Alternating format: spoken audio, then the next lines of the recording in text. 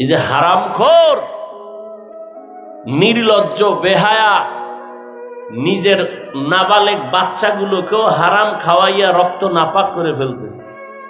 এর কেমন বাবা? এরে তুই বউ ঠিক মতো পালন লালন করতে পারবি না, বিয়া করছো কেন? রসুল তো আর একটা ঔষধ দিছে, রোজা রাখ। সন্তান নিছো, সন্তানের হক আদায় করতে না পারলে নিছো কেন?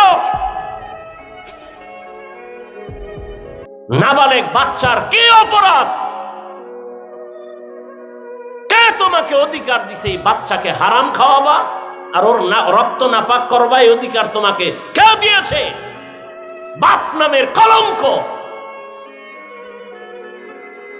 লিখে রাখো ভালো করে লিখে রাখো, কম্পিউটারে লিখে ঘরের দরজায় টানায় রেখো। বলে গেলাম, এই হারাম খাওয়ায় যে সন্তানকে বড় বানাবা, জুতার বাড়ি দিয়েও মরবে। এর আগে না তুমি খেদমত নিবা সন্তান থেকে, কোনোদিন সম্ভব হবে না। এ সন্তান মা বাবার খেদমত জীবনে করবে না।